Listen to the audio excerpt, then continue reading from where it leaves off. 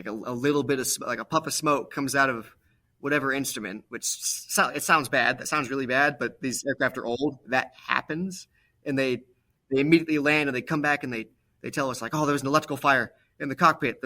I had to put out a fire.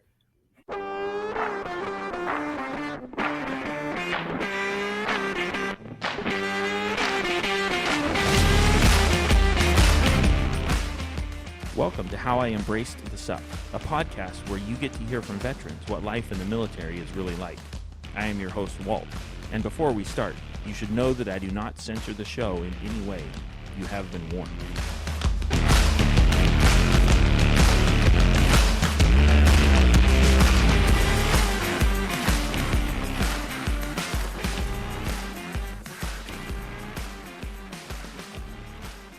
We were resupplied from Bahrain. We ported there once when that was possible.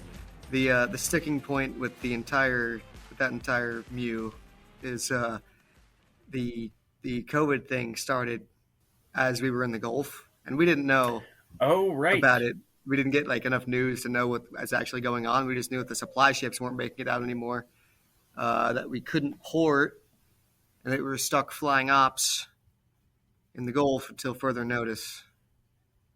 Definitely the defining feature. Right. Interesting.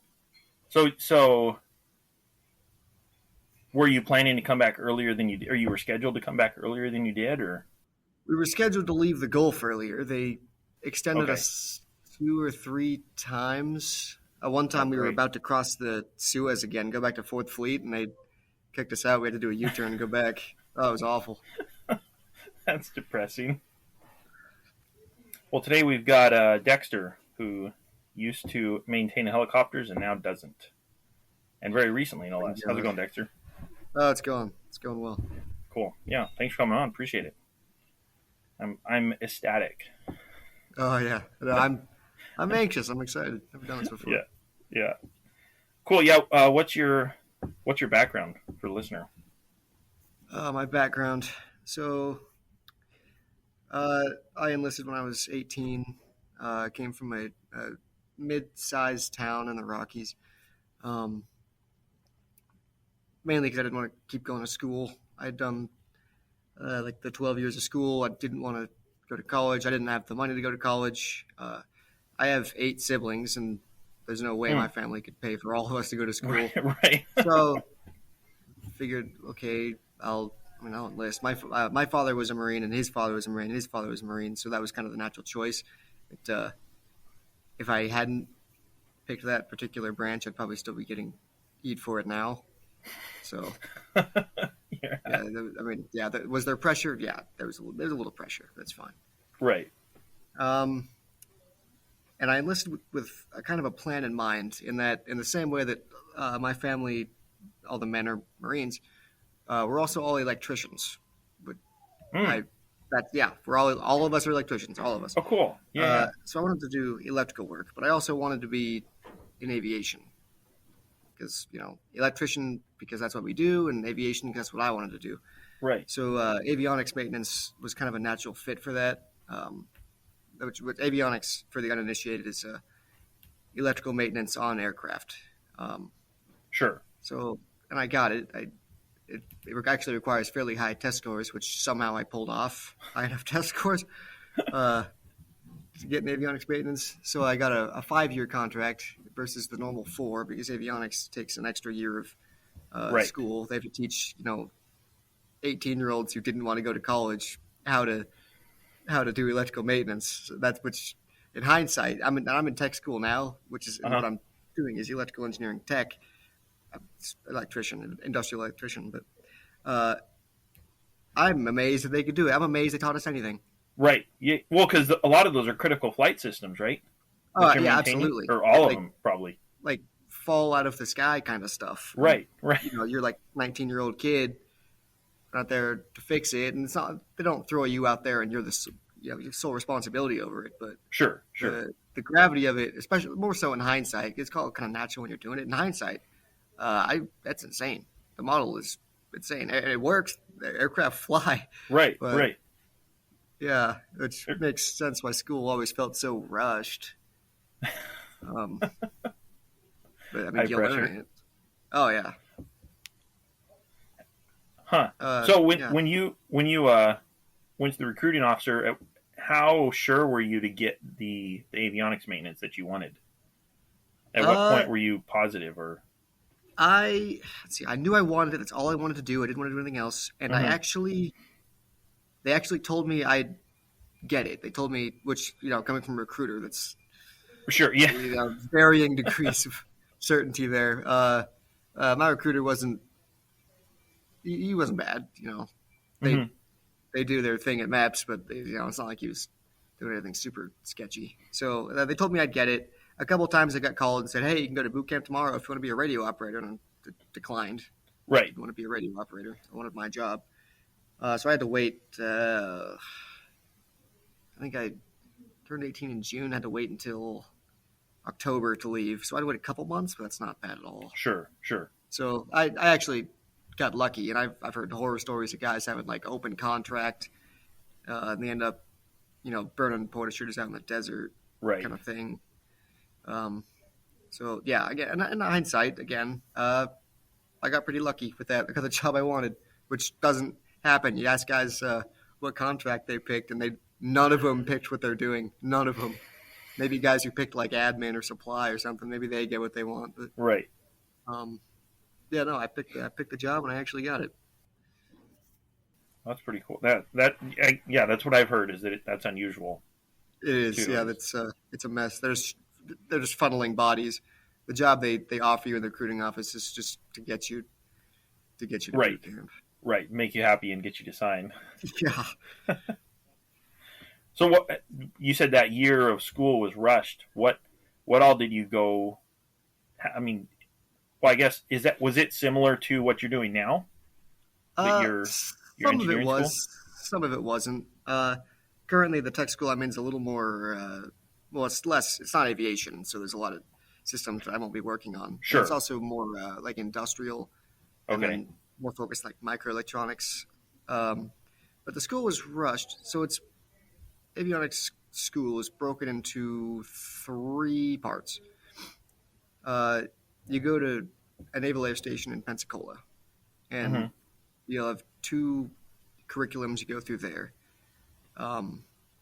ATT, which is just very basic electronics, like you'll build like your very first light bulb circuit. You'll learn how to test it, how to use the tools, test equipment, multimeters, and then if you can do that, which if you can't do that, you're not going to make it. Right. If you can do that, you can graduate, and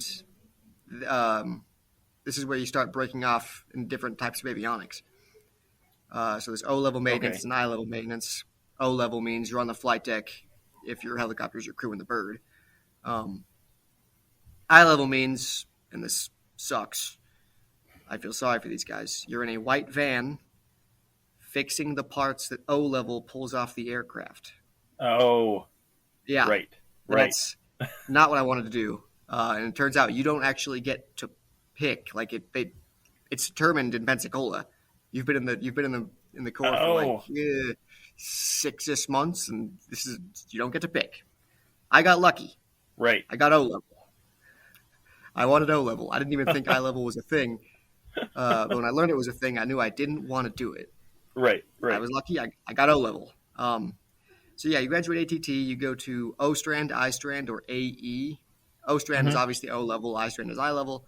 And AE, guys can do both from there, and I got AE.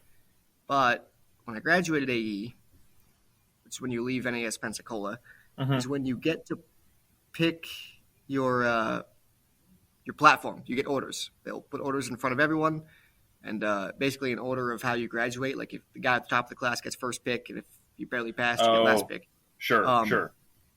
Yeah, they lay out orders in front of you, and the orders are going to be O-level orders, I-level orders. You get to pick the aircraft you work on if you're O-level. Well, all we had was F-18s and 53s. And of that, only 2 of those are 53s. And then there were a bunch of I-level orders, but I didn't even look at those. So I was second in my class. The guy in front of me picked F-18s. And actually, the only other guy who picked 53s was last. Everyone wanted F-18s. I have no idea why. Oh, really? Well, they're hot units. I guess that was like everyone in A school is what we call it when you're at that school. It's A school. Everyone at A school wanted to work on jets, and I to this day, I don't know why, because jets, you fix them, but you never get to crew them. You don't fly around. Helicopters, Oh, sure. especially 53s, the big, for the uninitiated, a 53 is the big helicopter, the Right. big old one.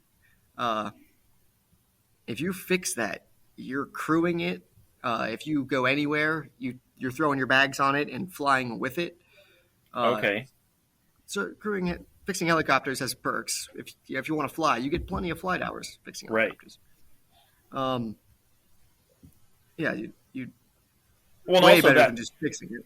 you're more part of the team. You're not just Absolutely. the I mean, deck guy that maintains it. But Yes. like, are you on with the same helicopter the whole time? You're with the same squadron of helicopters. Okay. You'll be responsible for however many of them. When you deploy, you have 4. Okay. Um, So you're not you and your necessarily guys flying pick on the one. same helicopter every time. You'll fly in any helicopter. You'll know Okay. which one you want to be on, which one you don't want to be on. You know, either the one you fixed or the one you didn't, depending on Right. if you're any good. Right. Yeah, everyone wanted F-18s, so I picked Interesting. 53s. Didn't quite know what I was getting myself into. I just knew that okay, that's the big helicopter. I'll get to fly around. Right. It'll be fun to fix. But you still, at this point, you haven't even seen a 53. You've seen a jet. You've worked on a jet for a little bit, but you haven't Okay. even seen a helicopter. And people tell you things about where you're going, like as you graduate high school. They're like, "Oh, you picked 53s. Oh, yeah, those things are old," and you don't really get the implications of that until you hit the fleet and realize that what they mean by that is they're ancient. They're ancient. Right. These things Right. are old, like in the 80s, and they're always, always, always broken. Always broken Right. in some way or another. It's unavoidable. Oh. But A school, you graduate, you get your orders, and based on what you picked, you go to C school, Mhm. which is only one class one curriculum. But your C school is based on what platform you picked. Gotcha. So I went to C school it was my stateside duty station, New River. So I actually was there for the rest of my enlistment. Minus various detachments and eventually my deployment. But so C schools really teach you how to work on your actual platform.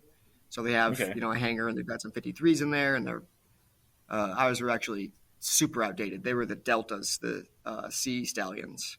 So I work on the CH-53 Echo, the Super Stallion. Right. Um, Okay. These are the Deltas, but they're close enough that you can train kids on the Mhm. Delta. But C schools, how long was it? 4-ish months, I think. They get you learn the systems and everything. And personally, I don't think C school is even necessary because they teach you all this stuff. You don't even know what it is. Like they'll go out in the aircraft and they'll show you, but you can't really understand it until you really go out and fix it. Like you learn more your first day in the fleet going out and Right. fixing something Right. than you do ever. Like, I personally, I don't think C school is even necessary. They ought to just send you to the fleet as soon as you get your orders. Right. But it's not all together at that time. You get to actually start an engine for the first time, which I guess is cool. Yeah. Is that maybe based on the type of learner people are? Like some are more hands-on, some are more perhaps visual. some guys do really well. Well, I was second in my class again at C school. Okay. Which it wasn't the same guy who beat me in A school. Right. I would have been kind of bitter about that, but now some guys, I guess it's important because we actually had a reservist in our class at C school. So I guess for him it was a little more necessary than it was for us. Sure. We just went off, like, scattered to the winds, got our squadrons, and left. Well, some of us stayed at New River. Right. But I guess for the reservist, it probably would have been necessary.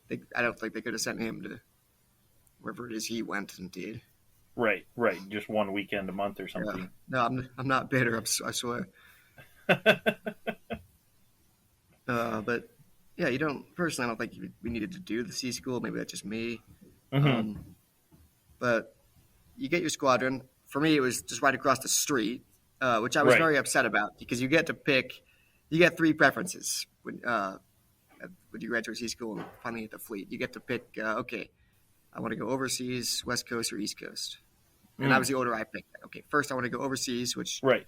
53 just meant Hawaii, which would have been better, honestly. Right. West Coast, which Miramar, or East Coast, so New River or Cherry Point. For me, just New River. No 53s in Cherry Point anymore. And I picked, I want to go overseas, I want to go West Coast, and I want to go East Coast. Right. And I got East Coast.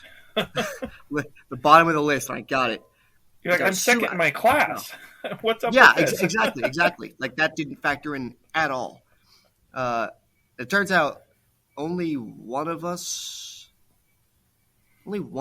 actually got West Coast. The rest of us just went across the street to these squadrons. Oh, East okay. Coast. There were five of us, the reservists, guy who got West Coast, and the three of us, each of us got one of the different squadrons. So one of us went to each of the three squadrons on the East Coast. If that reservist hadn't been there, Oh, would have gotten West Coast. I could have got West Coast. And yeah, at the time I was really upset about it because I didn't like it in Carolina, which that didn't change. I still Right. cannot stand Sure. that place. I don't think anyone likes that place. But it kind of grew on me because the squadron I was with actually had a very good reputation, and because we had a good reputation, we got the deployments, which yeah, I'm still conflicted. Like, did I really want to go on that deployment? Yeah, it sucked. Right. I don't know. It would have been kind of lame if I hadn't. So yeah, we got all the disc missions, and we got all the expeditionary units. Okay. When I got there, we had the 26th Marine Expeditionary Unit. They were out, deployed. So we were kind of at half strength when I got there. And there were a bunch of guys that were going to come back months and months later who I had never met or seen. Sure. And then later I went on that deployment near the end of my enlistment. So that was interesting. But no, I'm still not psyched that I had to be stationed on the East Coast for 4 years, but if I hadn't, I probably wouldn't have deployed. Which Oh, I don't sure. know how I would have felt about that. I am happy that I deployed, especially with the guys that I did. Mm-hmm. So I'm curious. If for a MEU, is there always a specific squadron? Like a specific squadron, does it only go with a specific MEU, or are MEUs kind of like it's created and then they just pull units?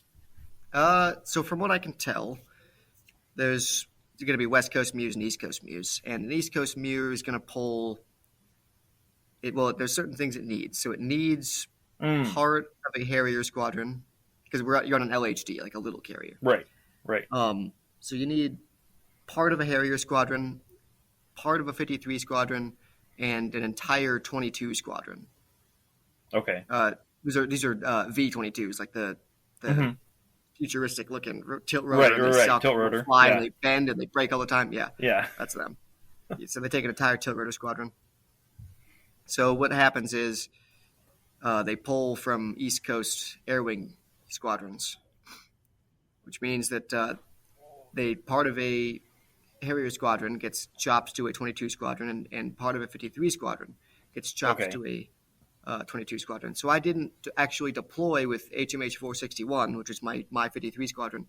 I deployed with VMM 365, a 22 squadron. Right. It becomes, for purposes of deployment, VMM 365 reinforced because you have augments from other platforms coming in. Okay, gotcha.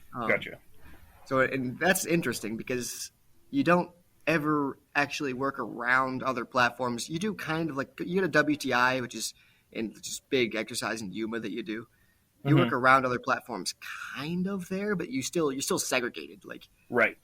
They still 53s have their part of the flight line, and then all the other platforms. You don't. Yeah, with the specialization, that makes sense. Yeah. For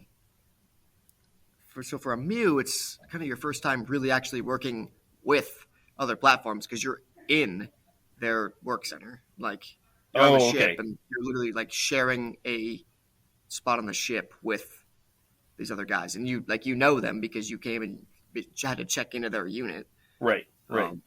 So it's interesting, and the similarities and the differences are actually quite telling. Like 22s and 53s, we share a lot of procedures. We shared a lot of maintenance actions. Harriers, not so much. Sure. But it's definitely interesting to bring platforms together like that. Mm-hmm. Well, and there's a lot of conflict too, because everyone thinks their platform's the best, which, Right. I mean, to be fair, mine was as far as helicopters go. Right. Right. But there's different cultures in every platform, which is honestly fascinating to me. Right. Like something about working on this particular aircraft changes who you are, and that's not just me being dramatic. Like, oh, interesting. If you fix a Harrier, you're probably a felon. And I don't mean that in a derogatory way. Anyone who's ever worked on a Harrier has a criminal record as long as your arm. Interesting. Like it's a rule. It's a law of physics. It's so right. weird.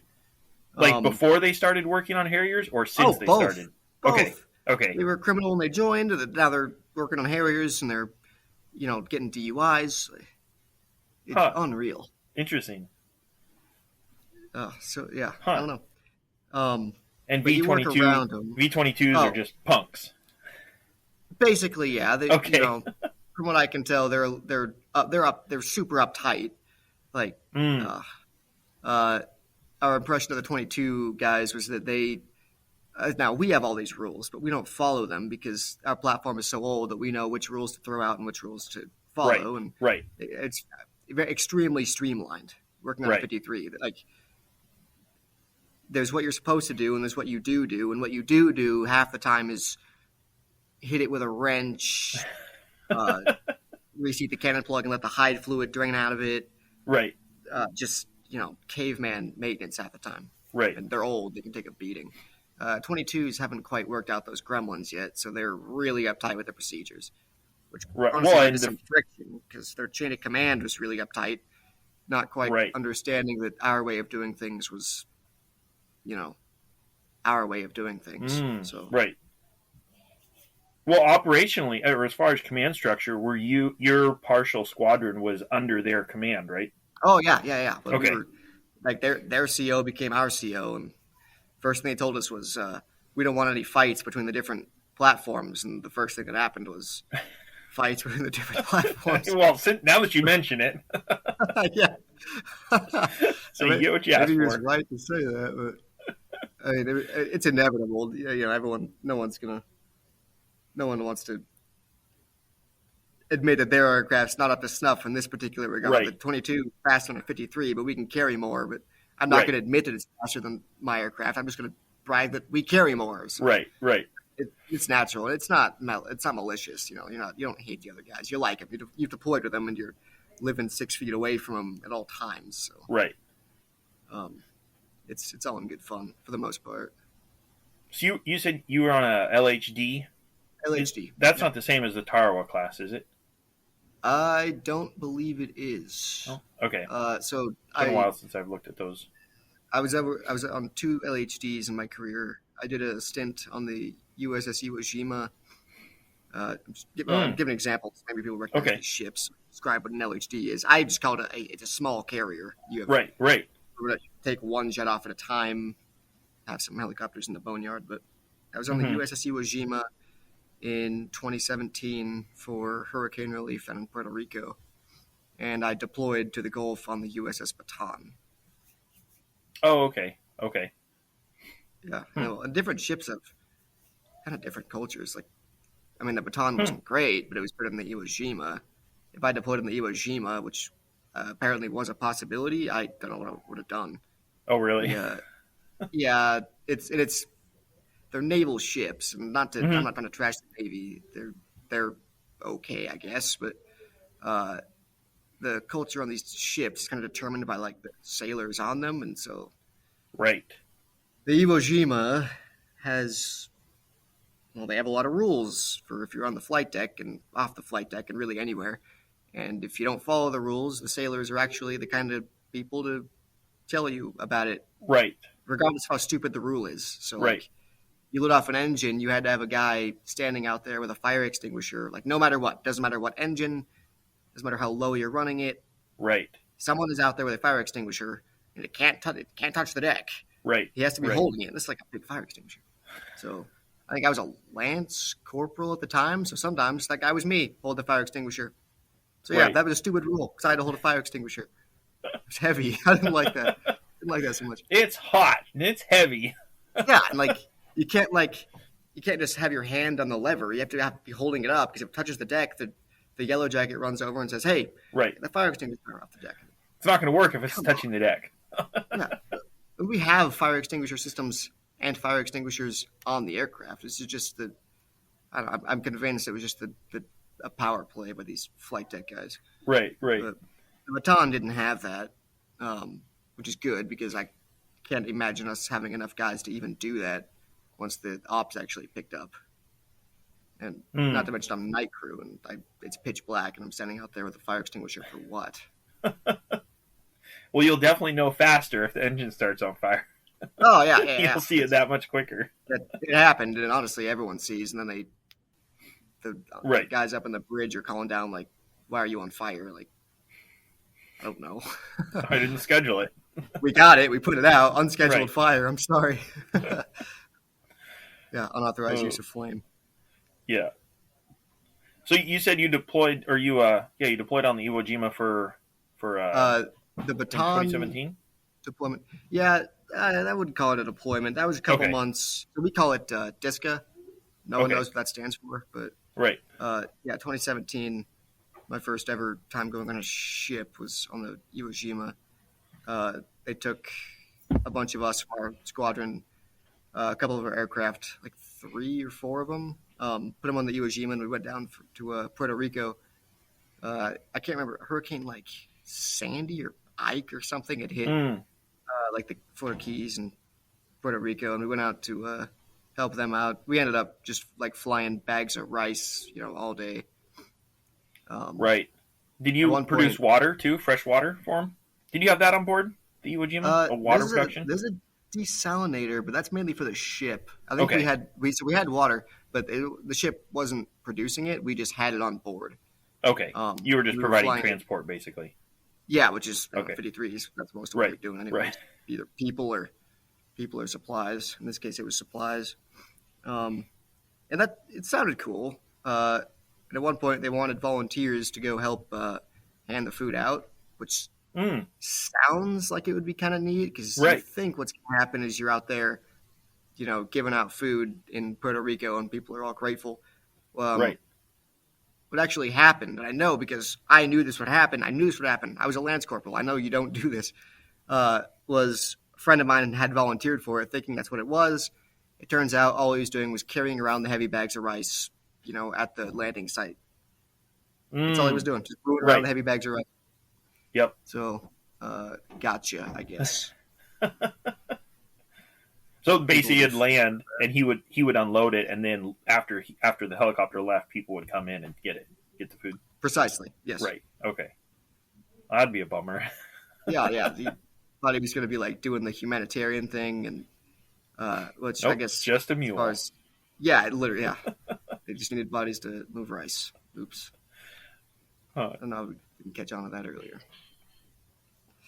So what was as far as the two different slash deployments, I guess, or whatever, what was kind of the difference in the temp, not just the operational tempo, but the kind of feel on the ship, the attitude on the ship? Disco was definitely more laid back because you're not in a combat theater. You're just flying rice out to Puerto Rico. So if the aircraft doesn't have working countermeasures, that's fine. Your aircrew Sure. doesn't have to be in full rig. You don't have to put the guns on the thing. The 53 has 3 50 caliber machine guns on it. Way more pleasant to fly without those. Oh, because you can shut the doors? Okay, is it fun to fly with? Yeah. You got a window. You got one out the hatch, and you got one out on the ramp. Okay, sure. But yeah, you don't have to have those when you're just flying rice. So op tempo was a lot more laid back. Like the flight schedule was busy, but it a partially mission-capable aircraft, like you don't have countermeasures Sure. or something like that, you can't, like your guns won't fit on the mount because the mount's busted. That can do the job. That's fine. Right. Like a comm system, one of your two comm systems down, that's fine because you can fly back and forth. You're just a bus. In the Gulf, that wasn't the case. Your countermeasures had to be up. If they weren't up, if one countermeasure system wasn't up, the aircraft could not leave the deck. Right. You had to have your guns. You had to have all your comms. You had to have SATCOM, which is a bitch to fix. Right. So the requirements for an aircraft being flight ready were much, much higher. And the flight schedule, like it was busy at Disca. Puerto Rico, the flight schedule was busy, but it wasn't frantic. Whereas in the Gulf, it was frantic. And you had to get this, however many guys in the battalion landing team, grunts, off into Kuwait at this time, and so the aircraft had to leave at this time or earlier. So definitely much more frantic. Mm-hmm. And the conditions obviously were a lot worse, mainly because you're in Fifth Fleet, so resupply wasn't quite as frequent or easy. And when the COVID thing had started, and again, we didn't really know that that's what it was. We just knew that there's a virus, people are like getting sick, and ships can't leave port, at least not easily. Right. So resupply kind of like slowed down and stopped at one point. Ports closed. So at one point, the Baton only had one working boiler. Yeah, the ship was just limping. Oh, okay. Sure. Normally on a MEU, you get mid-voyage repairs, apparently. Right. We didn't, because we limped out of the Gulf, and we said, okay, we're going to port in Jordan. We got to Jordan, and the port closed. Okay, we'll cross the Suez, and we'll go to, what was it next? Israel. Well, before we even cross the Suez, Israel says port's closed. All right, so we'll go to Athens, Greece. Port closed. Oh, wow. Ceuta Bay, Spain. Port closed. Like every port we tried to hit, or at least contacted, because we didn't want to cross the Suez and have the ports closed. The ports all closed. Mm-hmm. So when every port in the Med closed, they just had us go back to the Gulf with one boiler. So, yeah, we were at the Suez. We were going to get a break from that, and then we went back. So, yeah, I think we made the trip from the Gulf and around the Arabian Peninsula up the Red Sea like 3 times, getting turned around. The joke was 26th MEU turn, or just MEU turn. Right. Because, man, every time we went to a port, it freaking closed on us. Oh, yeah. Wild. Yeah. Did you find on deployment, what's kind of some of the differences between deployment and just being at base? Op tempo is higher, obviously, but op tempo is probably the primary difference. Like you're so busy. So I work nights. Well, most of my enlistment I work nights, but deployment I work nights the entire time. Mm-hmm. So it's a 12-hour shift, like no matter what, 12 hours on the flight deck. Right. Whereas in garrison, you have like 12-hour shifts happen, but it's more like a 9, 10. Sure. Is the thing. The food's worse was also the difference. That comes to mind because it's like the one thing you look forward to. Right. The environment is definitely more rushed. There's more operational pressure on everyone. Like, doesn't matter what you're there to do. Like what you're doing now is real because in garrison you're flying ops. Right. Does it really matter? Right. If this aircraft doesn't make out of chocks, what's the worst that happens? Some grunts get a day off. Okay, well that's fine. But in the Gulf, like it has to make it out. A lot of times it's actually extremely dire that it makes it out. So if you need one aircraft to go out, you'll have 2 spinning because inevitably one's going to break. And then the other one can go. So the readiness requirement is much, much higher. There's a lot more pressure from top down to, I would describe it as cracking the whip. They will crack the whip when you're deployed. The schedule is just absolutely brutal. And I mean, I get it. Does it suck working 12-hour shifts for, well, then 12 is like the minimum. You'll be there for 16 hours if they need you. But Right. Yeah, 8 months straight, 12-hour shifts. Does it suck being told constantly that you have to do your job harder? Yeah. Right. Kind of eventually it bounces off and you're just like, okay, yeah, I know.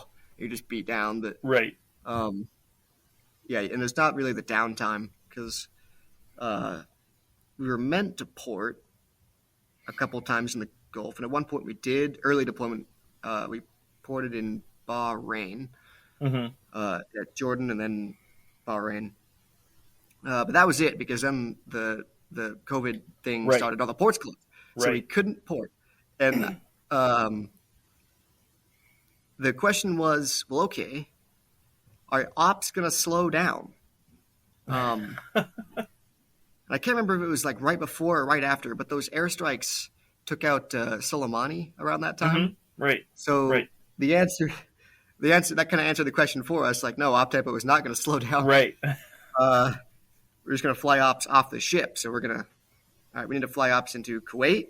All right, we're going to sail within flight distance of Kuwait. We're going to fly ops off the ship into Kuwait, which is miserable because the carrier is really just to get you there, and you fly ops, on land. But we couldn't go on land, so we had a proper deployment flight schedule on this flight deck.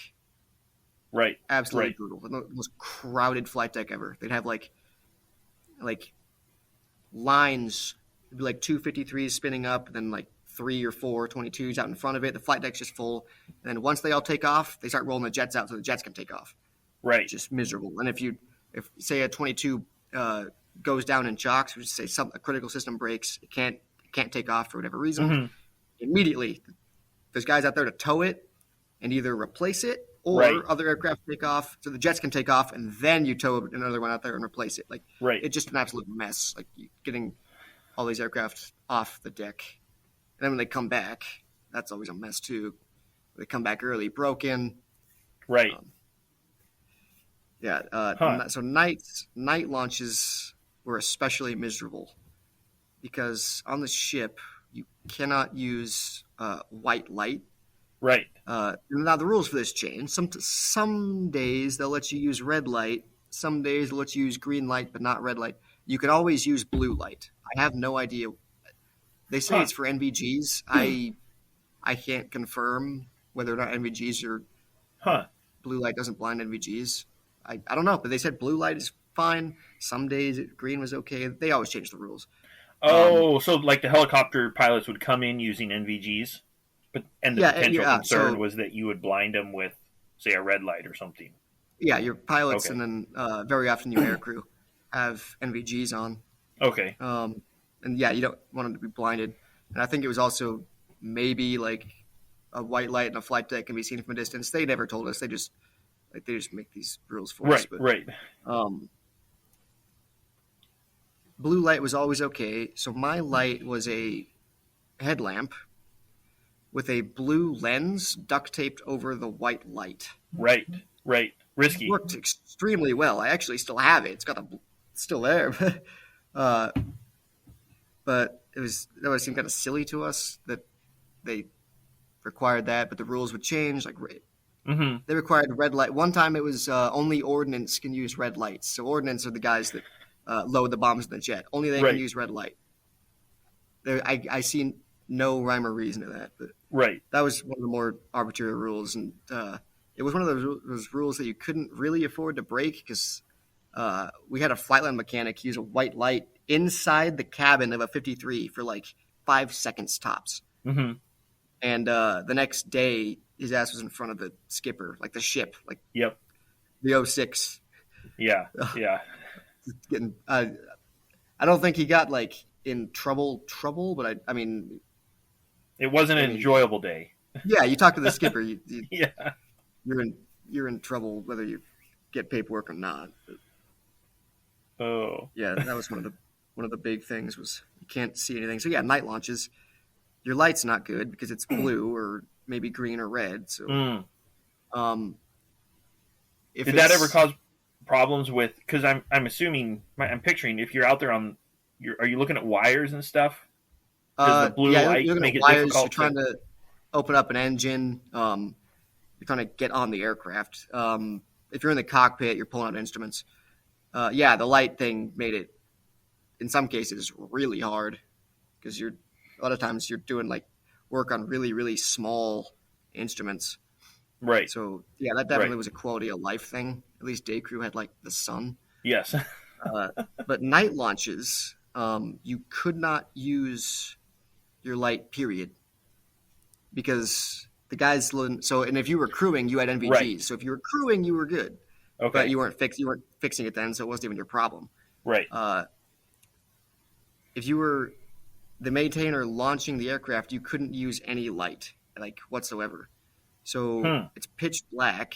Everyone who can see has NVGs, so it's not like you can use their flashlight. So all you can really see is like the lights from the cockpit on the instruments, and then the aircraft have NVG lights in the cabin, so they're like the blue green kind of NVG color. And those light up, but they're super super dim. So you can see like that, and you can see like instrument lights in the cockpit. Otherwise, you're blind, and you're up there with like 4 other guys on shift trying to get the aircraft launched. Communication's impossible because you don't. You have to be plugged in to the aircraft to talk. On the headsets, the guys on it. Right. Yeah, on our headsets. Air crew and maintainers, you can't speak over the proper comms. Only the pilots can speak over the proper comms. Now, is it possible for air crew to sit up front, plug into the comms and talk? Yeah, but that wasn't something you could just walk up and do. Right. On a launch. Right. So it would have been nice if we'd had communication with like pilots and air crew. We're meters away from the aircraft, but you don't. You have basically nothing. So what it was kind of reduced to is the crew chief out in front of the aircraft, if he needed something, was kind of just doing this business. Right. And you had to – now there's multiple different maintenance shops. Maybe he needs an airframes mechanic. Maybe he needs a flight line mechanic. Maybe he needs avionics technicians. You don't know. So everyone runs out there. Right. And you have to, like, over the sound of the rotor, you have to lift your cranial, lift your ear cup, which hurts. I mean, oh man, that's so loud. And he's got to like yell right in your ear whether he needs airframes, flight line, or avionics. And everyone else has to run back out, and Avi's there, and then it's pitch black, and you have to fix whatever is broken. Like and that could be anything. Like sometimes pilots have legitimate gripes. Sometimes pilots make things up. We had a dude in the Gulf. It's like a major too. Like probably our senior pilot on deployment refused to leave the flight deck unless the backlight on one of his exterior light control panels worked. The backlight, like just the control panel lighting up. Right.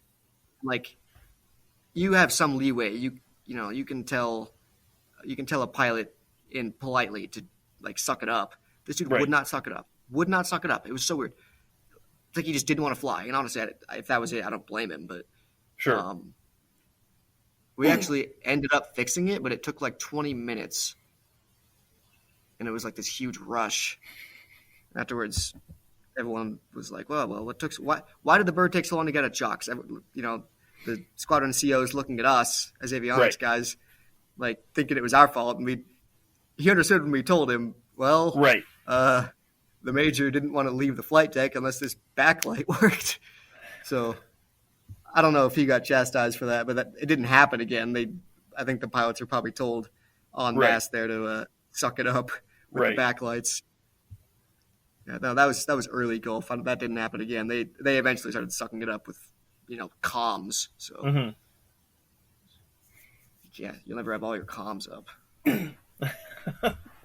So what you mentioned this guy was a major. Did you see a lot of warrant officers flying, or what was kind of the pilot makeup? So warrant officers can't be pilots. They can be air crew. Anyone can be air crew. Honestly. Oh, okay. So my OIC as avionics, he was a warrant officer. Oh, Okay. I never had a lieutenant in charge of me. He was always a warrant officer. Because we handle some encrypted things and things that require like a Oh, okay. what's the classification clearance. Clearance. I Right. needed clearance to work on some of the stuff, and it required like quite a bit of technical expertise, more Okay. than like your average co-pilot is going to have. So they put warrant officers, and these guys were all formerly avionics guys, in charge of Gotcha. avionics shops. Gotcha. Okay. That was different. Pilots are, well, they're a different breed entirely, but like junior pilots are going to be first lieutenants. Those are like co-pilots. And then your average pilot, up to your more senior pilots are usually captains. And then your senior pilots, the guys who are have all the qualifications that pilots can get, they're majors. And Okay. like your CO, he's a lieutenant colonel. He's a pilot. Your XO, a major, he's a pilot. All the officers in your squadron, minus the warrant officer, Okay. they're all pilots. So like the OIC in charge of the flight line mechanics, that's a pilot, usually a co-pilot, just a first lieutenant. Mm-hmm. But it's a different experience working with pilots than it is working with like the average like lieutenant, because they're in charge of this maintenance shop, but not really. It's just kind of they get turned over so often that they don't really get to take ownership of it. And honestly, I don't think that's a bad Okay. thing because they don't really know the maintenance side of things. They're pilots, Mm-hmm. so they're not like the. I don't want to sound disparaging. I like pilots, but They just have a different mindset, different goals. yeah. Yeah. The leadership, like other officers, are there to they're there to lead men. Mhm. Pilots fly.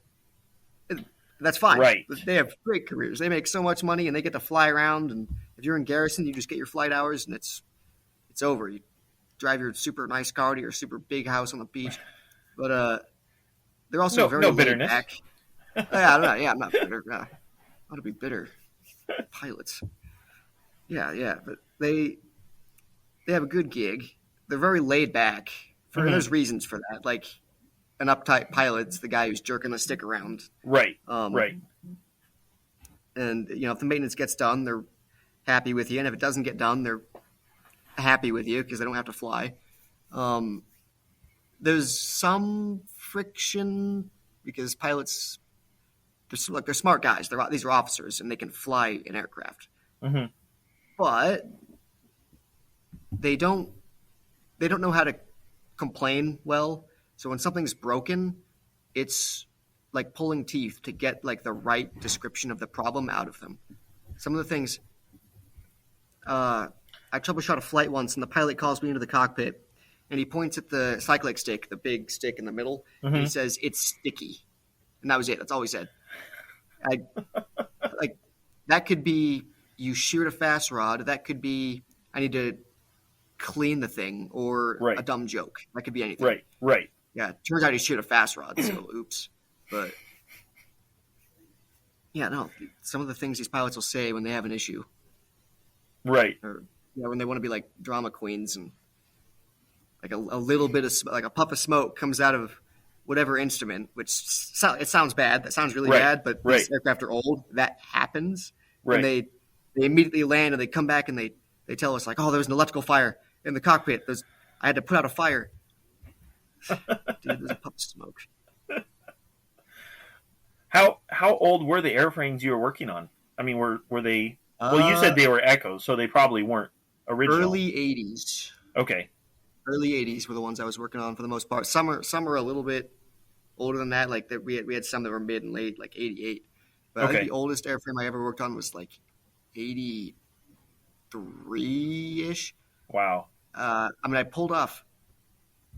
So I was born in '97. Right. I once Right. pulled off a relay panel that had a sticker on it that says "expires in 1991," like November 1991. Older than me. It had been there since. It expired then. before you were born, and you're working on it. Yeah, like well before I was born. Yeah, ancient stuff. That's So crazy. Huh. Yeah, you hear a lot about that, which makes sense because some of these airframes, like the B-52 or something, just they don't see that many flight hours or whatever, and there's no replacement, so they just keep Yeah. them going. Yeah. But still, that's wild. Parts is kind of the big thing, and then the airframes, they wear out, and then they come out and they survey them, and no one's ever Sure. going to be the guy who's like, this airframe's unserviceable, so they just keep staying in service. Right, It's, right. I mean, they fly. The maintenance hours are insane. I can't remember off the top of my head what the figure was for maintenance hours per flight hour, but it was like double digits. It was insane. Or Right. maintenance man hour, rather. So the number Right. of guys you needed to work on an aircraft for however long for it to fly for 1 hour. Right. It's unreal. It really put your shift work into perspective when you wanted to complain about how long you were working. And you look at the flight schedules and you're like, oh, Sure. checks out. Yeah, yeah. Interesting. So, oh shoot, it just flew out of my mind. I had a question. It's probably something to do with math. I'm not good at math. Something to do with maintenance hours per or something. Anyways, so the what was that? The Iran hostage attempt back early '80s, wasn't it? Oh, the Iran hostage crisis? That was something Yeah. to do with Iran had hostages, and it was like, I know it was this big thing because it was like day one of Reagan's presidency. They were freed. Right. But, What like, wasn't the it? people have all 53s these- that burned in the desert. Was it 2 of them? I think. That rings a bell. I don't know. Okay. I just They have might like have been if they were, they might have been deltas. In Right. which case, they probably wouldn't have told us about it as Echo guys because there were a couple Delta guy holdouts. Like the Sure. older guys were like, oh, the Delta was better. right. um, Of course. But it probably would have been a bigger thing for them versus us. Right. It wouldn't have been in the You'll unit know. war. You'll be fairly familiar with a lot of the stuff that your aircraft has seen and done. But yeah, I don't know. Sure. If it was Sure. because I know what you're talking about. I don't know if it was 53s. If it was, it might have been deltas. Yeah. Those were the days when the Echo was cutting edge, and we were still using deltas for a lot of stuff. Sure. Okay. Huh. Yeah. So did you crew any of the missions in the Gulf? A couple, and it was an adventure. Yeah. Yeah, couple. So in crewing, whether on deployment or in at base or whatever, what would be your duties if you're crewing on a flight? Are If you you're just like an avionics troubleshooting? guy, well, really, if you're flying, your job is, air crew stuff. So you're loading the aircraft, which means Mhm. carrying heavy things onto it or pushing them up the rollers. You're taking care of the, we call them packs, but just like grunts in the aircraft. You're the guy that makes sure that they're strapped in. If you have a 50 cal, that's your 50 cal. Okay, sure. And then if you're a maintainer there, you're not if something's broken, you're absolutely allowed and even encouraged to land and have it fixed back on the ship. Right. But if you're there and it's something you can do in the air, which is actually fairly common, Right. you can fix it in the air. Okay. That gets you really good at thinking on your feet, trying to do Right. maintenance in the sky like that. And While you're flying, that's- yeah. I have hearing loss for one reason. It's that kind of maintenance. It's why my ears ring. Oh. Oh man, yeah, it's wild. Why that specifically? Do you have to pull your helmet off to do something, or? Oh, to get in the tight spaces, yeah, the helmet's got to go off. You gotcha. cannot- Oh yeah, and then you kind of like after however long you just can't hear anything anyways. But yeah, I do that too many times, and Right. eventually it doesn't even. You just have natural hearing protection. Right. You know what I mean? Yeah, that's exactly what it's called. Huh. That's a bummer. Huh. So then, man, that question is right there on the tip of my mind. Can't remember it. Well, okay, so everybody has, like, when everybody thinks of the Vietnam War, they usually think of like CCR music or something. What was your playlist? What was our playlist? Yeah. All right, this is probably what's gonna set me apart from the older generation of guys who Okay. the Afghan guys, because they have their own. They're gonna have their own. This is gonna sound like the most Generation Z thing ever. All we had was like a couple bootleg albums. We had one of the newer at the time Post Malone albums. Yeah, and Chance the Rapper, like old Chance the Rapper. Oh wow. Wow. That is it. That is all we had. That was the soundtrack. Like doesn't matter what you were doing, that was it. And I didn't like either of those guys. Right. But right. as a survival mechanism, man, I learned to love Chance the Rapper. Right. Huh. Interesting. So now, I mean, I guess it wasn't that long ago, a couple of years or whatever, but that's still, when you hear those tunes, it still did bring back memories. Yes. Yeah. Oh yeah. It's like it's hypersensory. Yeah, the songs I listen to, it's like I can smell the aircraft again. It smells like I can smell the hide fluid. Oh man. Right. Is that just the songs that you had, or for example, if you hear another Post Malone song? Oh, it's just the songs that we have. Okay. Yeah. Oh yeah. Anything? I hear Chance the Rapper. Ugh. Bittersweet. Yeah, the association is there. That's interesting. Yeah, that makes sense. I've heard some people try to do that through life. Like every couple of years, they try to change either the type of music or the artist they listen to. So then that way, through the years, go back. Right, they'll hear a particular song and it'll just bring back memories. It works. So, yeah, it works. It's kind of interesting. Yeah, because if you hear any Creedence Clearwater Revival song almost that comes on, you're like, oh, Vietnam. Like this is, they're in all the movies pretty much. So, I mean, I don't know if that was, I should ask that. I don't know if that was the case at the time, like in reality, but it sure seems that way now.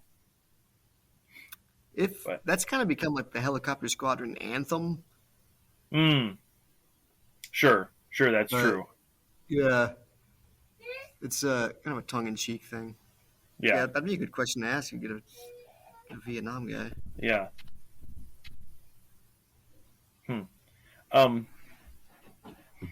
So,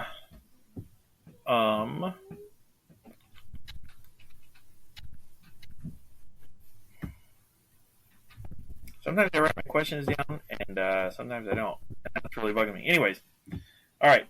Moving on. What did you, when you were in the Gulf and you were doing that whole back and forth, the U-turn, where you went back and forth and all that, and no port ability, did the shared hardship kind of like tighten up the camaraderie among everybody, or was it just like hate spread through the whole ship? No, so that it sounds like a trope. Like when things get really bad, it's kind of when the guys you're working with, you get a lot closer to them. That's right. It's actually very real though. When things got really, really miserable, in like every sense of the word, the ops were miserable. The environment was miserable. What we were doing was miserable. Like at every level, everything just sucked. Like nothing didn't suck. That's kind of when it's not even because you like there'll be guys that you don't even like beforehand. Mm-hmm. You have to like them, or at least like you don't even have to like them, but you're going to be very, very close with them. There's no alternative. Right. You cannot dislike these people, especially not because they're here. You have your buddies back home, your family back home, but they're not there. They don't know. Like you can occasionally contact them and tell them how bad it is, but they don't really get it. The guy that you don't like, he gets it at least. He's there. Right. You're both complaining about the same thing. So at a fundamental level, you don't really dislike anyone. Right. Well, except for the sailors, but that's mainly the guys you deployed with, the guys you showed up with. Right. Yeah, and you can't just like step out and go to the bar down the street to get away from it all. You're stuck. You finish up at work, you're sharing the shower with them, same guys that you just Right. work with. Right. Huh. What so now you're out. What was kind of the most valuable thing that your time in the military taught you now that you're a civilian? How am I trying to phrase this? I guess what was kind of your main experience, your most valuable experience or lesson learned or gained?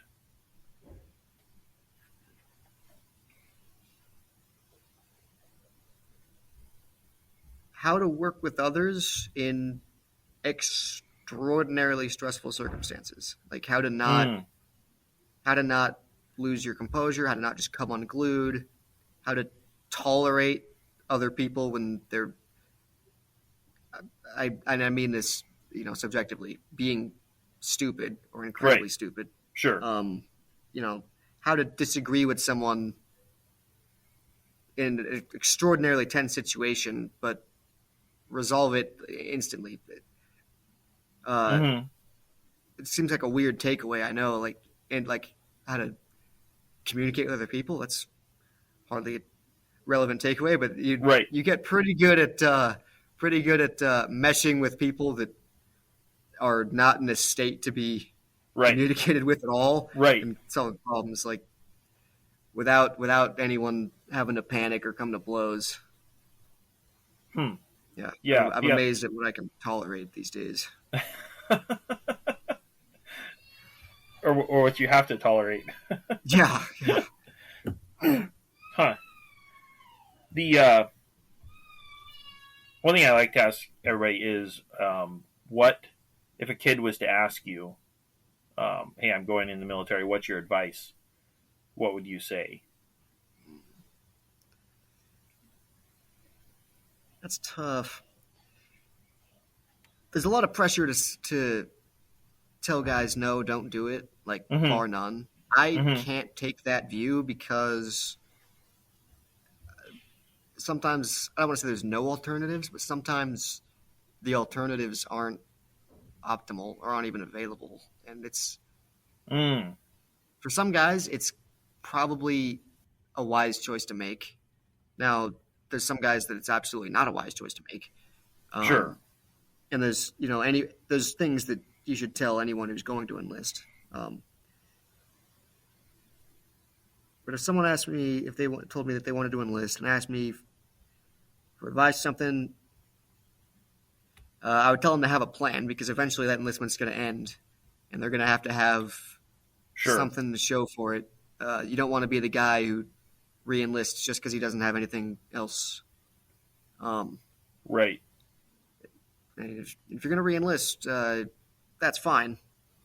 But don't be the guy who's doing it because he doesn't have any other options. So understand that you're committing to 4 or 5 years, but it's going to be over at some point, and you have to be ready now before you've even started it to either move on or stay in. But don't be caught with your pants down then.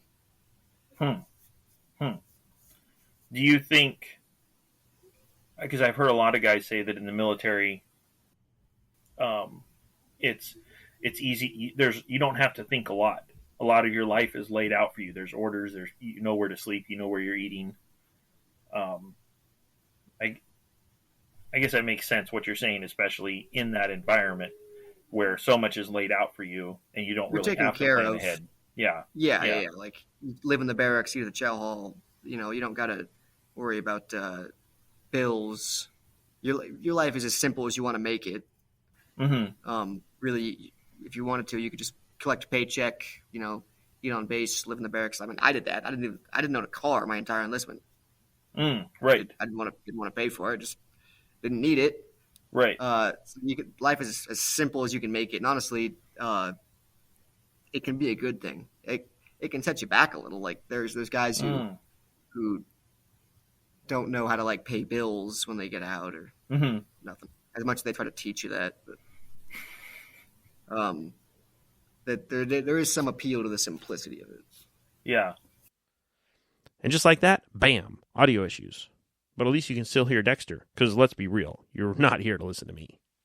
You were saying you can see the advantage to, not the austerity of it. I forget the word you use, but kind of the Simplicity. The simplicity. Yeah. So Yeah, it kind of becomes very, very simple just to exist. You know, you're getting a paycheck. You go to work.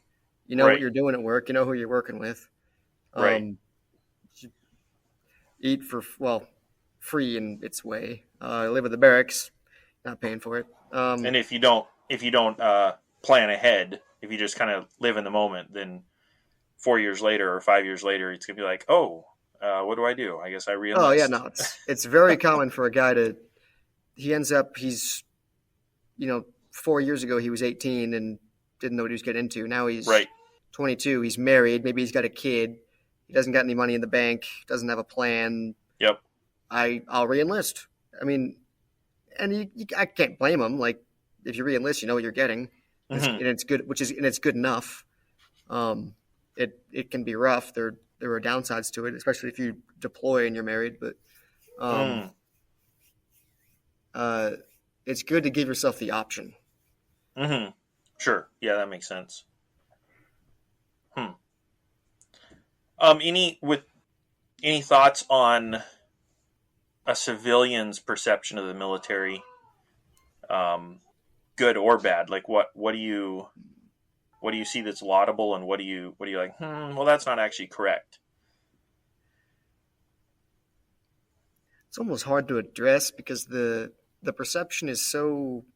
And I'm not trying to knock. Subjective. I'm trying to knock people for. It's like this weird. And there's kind of two made up perspectives. Like, one of them is really this idealized, like, positive caricature, if you know what I mean.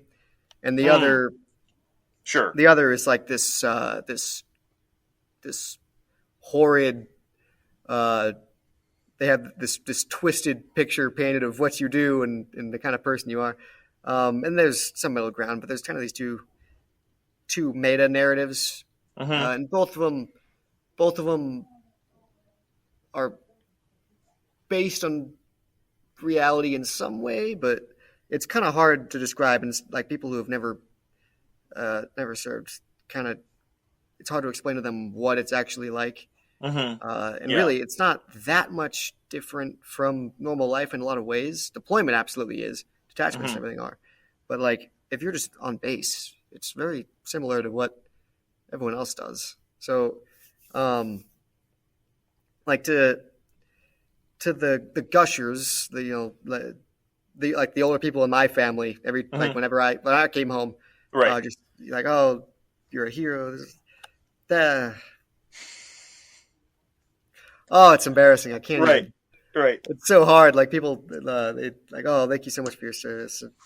I have to this day not come up with a good answer for that. I cannot respond to that in a way that doesn't just make me cringe. I can't do it. Like, you just kind of blush and it's not that I dislike when people say it. It's not like it bothers me. You know, I appreciate the sentiment. It's just like, it's like someone praising you for something that you don't give yourself like that kind of credit for. Right. Oh, yeah, it's awkward. Like, I appreciate the sentiment, and I think other people. I'm not the only one who has this problem. I can't be. Right. Like, how to respond to it. Yeah. Yeah. And then on the other side, you got, and this is mainly like a younger person thing. Like, I've never had this problem with someone, older than 30, maybe. Is people have these weird assumptions of what it is you went and did, or like why you went and did it, and sure, like, people think you like voluntarily paddled a canoe over to the sands of Araby to, I don't even know, like, commit whatever unspeakable atrocities get you off, but right. Yeah, that's more of a younger thing, and it's again, 2 decades of war fatigue will produce that kind of sentiment. So it's not like it came out of nowhere. These people aren't uniquely flawed in their perceptions. But, sure, I see what you're saying. It's you just gotta. They their framing is off. They can't really understand what it is that they're even describing. They just have their perception of it from the outside, very far outside. Right. Huh. Yeah, I've heard a lot of that. Guys are just like, I don't know what to say. Like, and it makes sense from a civilian standpoint. It's kind of like a neat little package of respecting someone and thanking them for something that you think they've done. But on the other hand, I can understand definitely for someone that was in the military, you're like, you don't even know what I did, or you don't even maybe don't even know my name. You just see I'm wearing a uniform. What do you? Yeah, it's tough, and then how to respond, like you say, without cringing, and then without being rude. Great, like graciously. How do you respond graciously? Because it feels so wrong. You can't just be like, "You're welcome," because like that's the whole reason it's awkward is they're thanking you, and you. I just went to work for 5 years. You know, I was getting paid. I didn't volunteer, but you know, it's hard. I can't answer in a way that isn't just awkward. I usually just look down like, oh yeah, you too. Right. Yeah, it's hard. Yeah.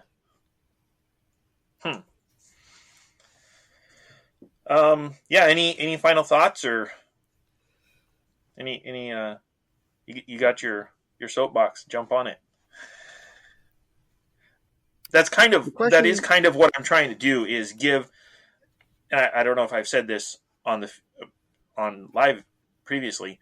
I'm trying to give people, the listener, the opportunity to hear just a random vet, not some famous person, not an actor in a movie, but just a vet, and hear what they have to say, and also give the vet the opportunity to speak to an audience that is not, a TV, just a dude.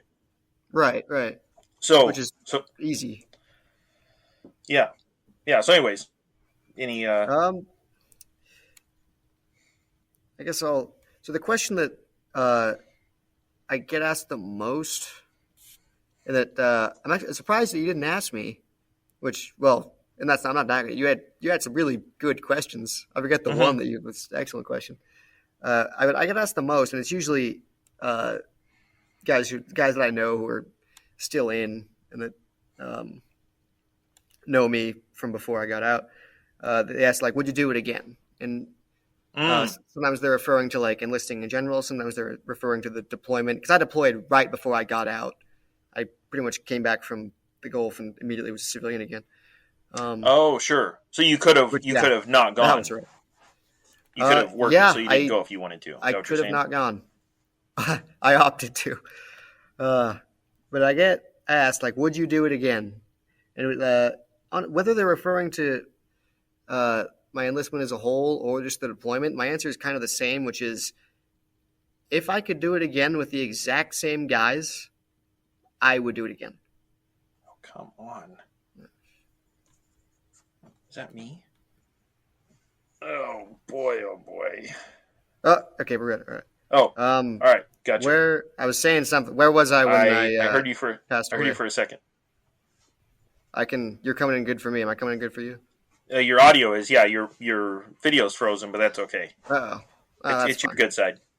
All right. Oh, now you're up. Now you're moving. I trust you. Oh, we're good? Yeah. Okay. All right. I was saying something. What was I? I had just asked, was it a situation where if you hadn't wanted to deploy because you were so close to getting out, you could, you didn't have to, or was it semi-optional? Yes, it was semi-optional. Okay. And actually, there was the guy that I had really come up with. He joined a little bit before me. He had to extend to deploy, which is how close I was. I just missed having to do that. Right. There was like such a tiny time span between getting back and EASing. But guys ask me, like, would you do it again? Like, I tell them if I could do it with the exact same guys, if I could do it with all the exact same guys, sure, I would do it again. Sure. If you can't give me all those same guys, I won't do it. But If I could do it with my friends again, I would. Right. No, that makes sense. Just the camaraderie, like you're saying, under the pressure and everything. Oh yeah. Did you go in as close knit friends as you did as you came out of it, or do you think I kind of got lucky in that Mhm. I deployed with all my friends, and that was it was a total accident. It was just the guys they picked.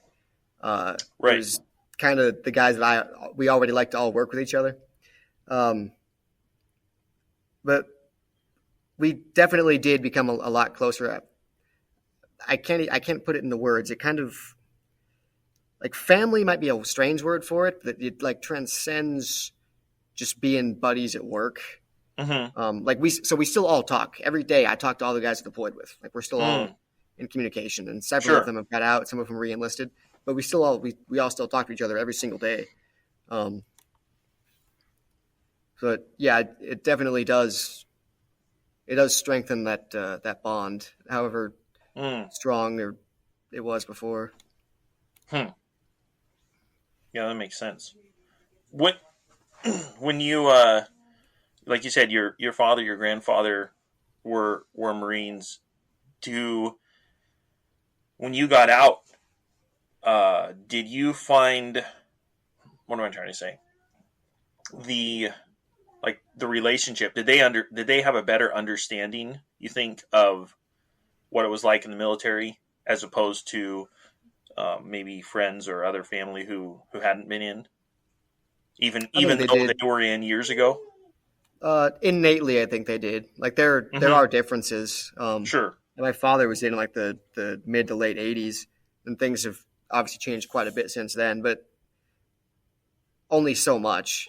So, I could definitely relate to him way better than other family members who didn't know what I meant when I described the ship. Right. Sure. If I'm talking to my old man, he knows what I mean when I tell him about the showers and how awful they are. Other people, I have to go into detail. Right. Why were the showers awful? Oh, well, you see, we're sharing them. Oh, enough said. Right. Yeah. But that's true. Maybe even the same showers. Actually, yes, the same aircraft. Yeah. That's actually kind of awesome. To have that. If your dad had done the same job as you, it's potentially possible that a father and son could have worked on the same airframe. I always wondered. The airframe is definitely checked out age-wise, location-wise as well. Some of them. Yeah. But unless he didn't carve his name in any of the bulkheads, so no way to know. Huh. Yeah.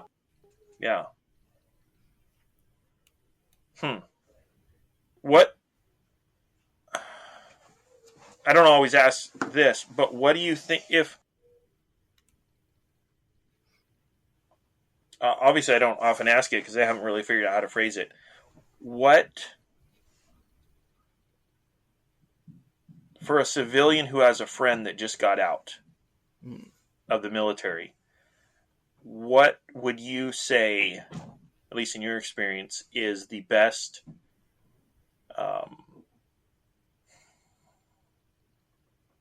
way to respond to a vet who just got out? Probably, it certainly depends on the person. Like some guys will do 4 years working whatever job. Like, I don't know. I'm not knocking supply guys as much as I want to. Like, okay, say a guy works supply for 4 years, he can get out and he'll be fine. Is there other growing pains? Absolutely. Especially it sucks if you came in when you were young, like a young guy, like 18, made a lot of friends, and then all of a sudden, like your whole environment changes back to when you were 18 again. Right. That can be rough. Which rougher than you'd think. It's actually incredible how drastic that can be. Everything I can think of for a person like that sounds so banal. Right. I think just understanding the context, that they've left the environment that they were in versus they left, and not even if they weren't in like a particularly bad environment, they 100% have very close friends that they've now been pulled away from, and you're probably never going to see again in a lot of cases. So I think a lot of guys do have kind of the there's like the bliss phase when you get out because you're just so happy to be out because it was so bad. I'm gonna grow a beard.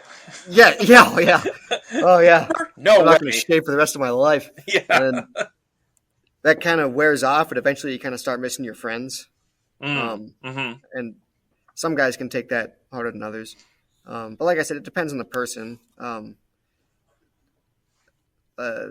Like for me, I came straight from the Gulf, like basically to my backyard. Like there's really no gap. So that was an adjustment. I can't even fathom like what I would tell someone asking about like, what do I do with Dexter? I don't know, cut him off after 3 beers, maybe. Yeah.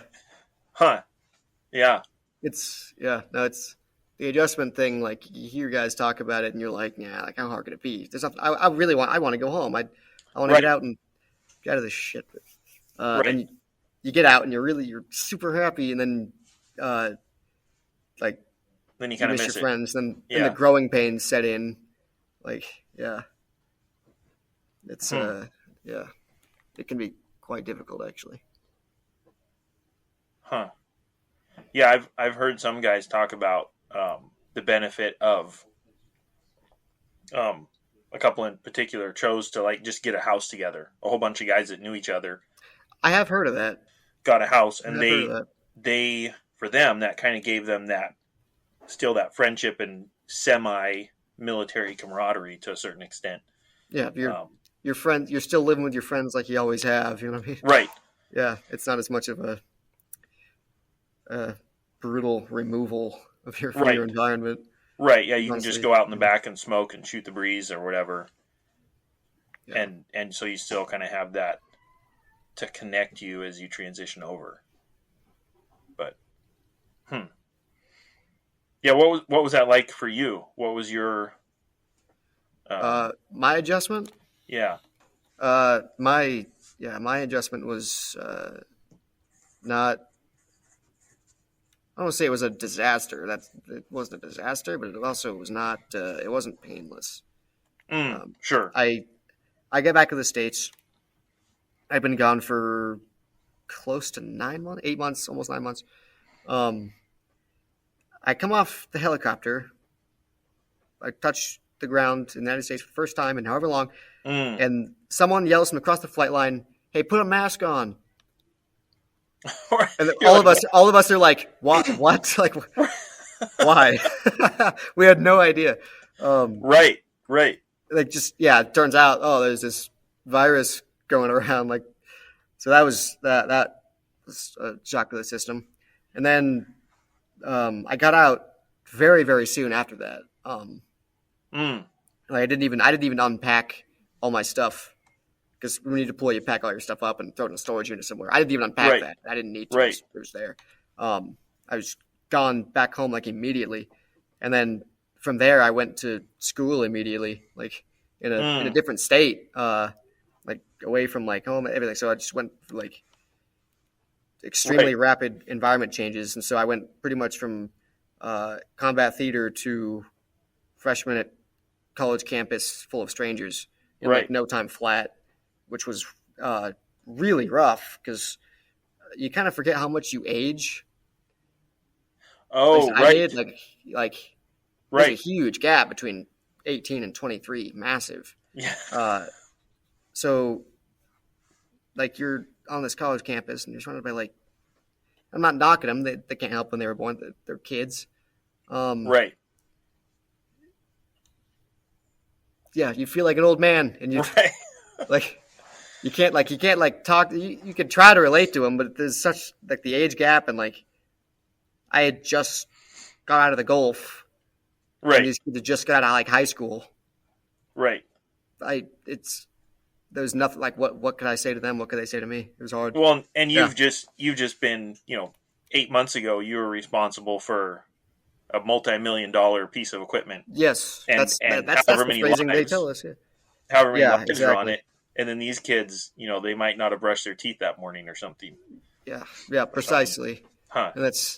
And not even to be parochial. Like it's not that they're just normal kids. They didn't they did something They wrong. just haven't had the experiences. Yeah, The life experience. it's not. Yeah, it's really like nothing that I could relate Huh. to them that they could relate to me. It's just kind of the translation thing.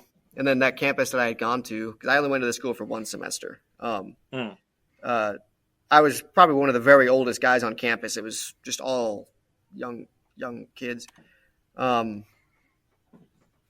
there were no veterans. There were none. Right. None at all. So yeah, it was really, really strange. Like it didn't like the VA rep wasn't like even a real VA rep. So I had to do like all my GI Bill paperwork myself. That was rough. Right. It's really foreign, honestly. So. Huh. Yeah. Yeah. So you're not only the old guy, you're also the only vet. Yeah. Precisely. It was. Yeah, just totally like I left one foreign country and entered another. Like I didn't know how to like talk to these people. Right. I mean, I did, but I also didn't. Like I was chastised for the way I spoke to a younger student at one point, and it's not like I threatened him or nothing, but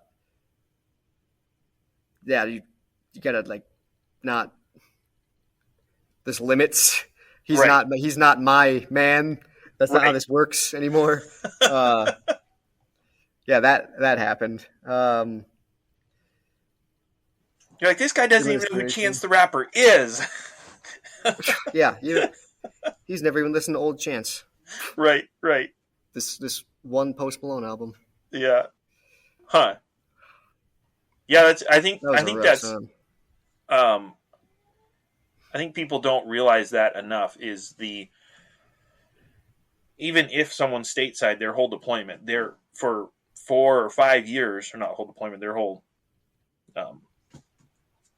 career, whatever, contract, for those 4 or 5 years, they're in a completely different culture and just a completely different mindset. And they have totally different experiences, and they totally change. Not totally, but they are changed as a person, and then they come back to their friends in their old circles, and a lot of their friends are doing the exact same thing.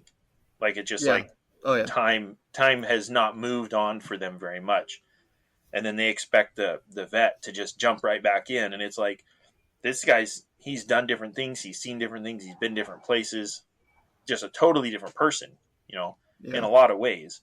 And that sounds like such a trope because it's everyone says that, like it's conventional wisdom. So, but it is the case.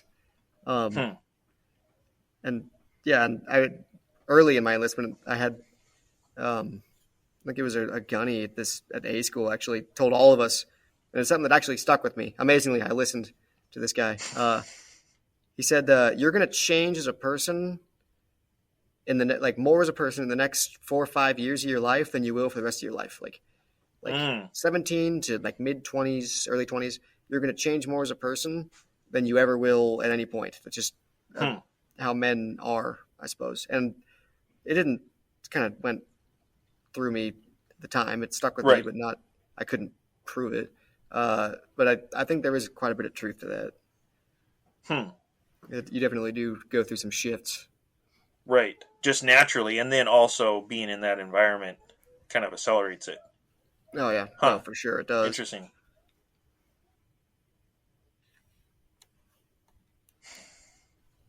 Yeah.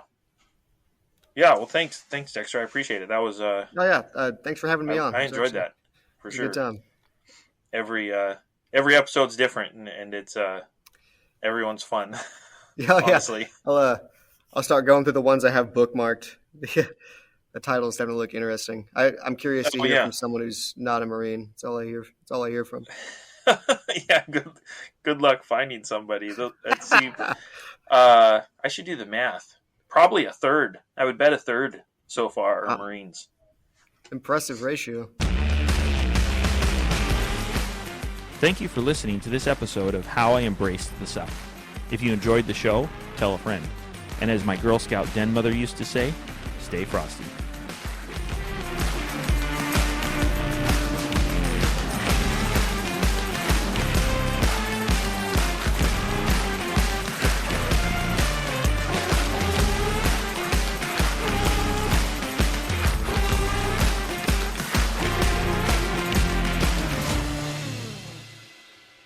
Yeah, we flew ops mainly into Kuwait, one time into proper Iran, and some ops from Saudi when that was possible.